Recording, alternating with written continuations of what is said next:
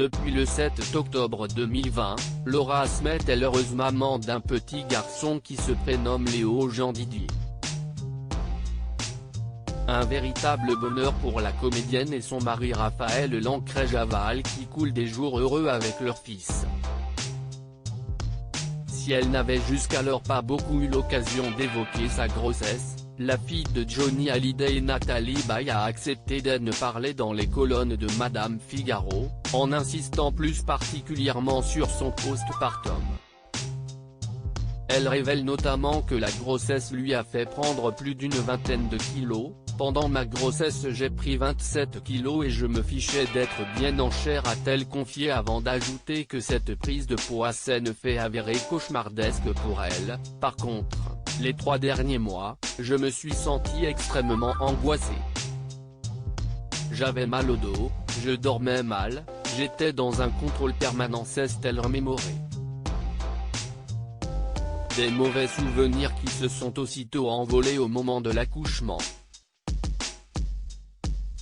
Ravie d'avoir éliminé tous les kilos accumulés pendant qu'elle était enceinte, en seulement 8 mois, Laura Smet avoue que si est ainsi qu'elle se sent mieux dans son corps. J'aime me sentir mince, mais jamais dans l'extrême, si j'ai faim je mange. Étant de nature assez stressée, je brûle facilement les calories, a-t-elle expliqué. Quel régime Laura Smet a-t-elle adopté pour perdre ses kilos de grossesse? Alors qu'elle admet avoir voulu retrouver sa silhouette d'avant-grossesse assez rapidement, Laura Smet n'a pas hésité à dévoiler le secret derrière sa perte de poids express. Je me suis remise au training intensif, mais j'y suis allée un peu fort et trop vite.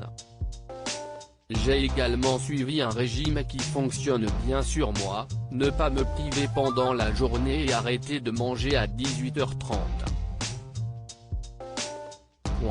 J'ai aussi pu compter sur les talents d'une amie pour me faire du palpé roulé, car j'ai stocké beaucoup d'eau lorsque j'étais enceinte. Grande sportive, la jeune femme de 37 ans précise, pratiquait beaucoup de yoga, mais aussi de la marche, de la boxe et un petit peu de musculation. Autant d'efforts qui lui ont permis d'atteindre ses objectifs dans un laps de temps très court. Si elle reconnaît avoir parfois du mal à accepter son corps, elle tient cependant à garder un rapport très sain avec celui-ci. Je reste bienveillante à mon égard, prône-t-elle.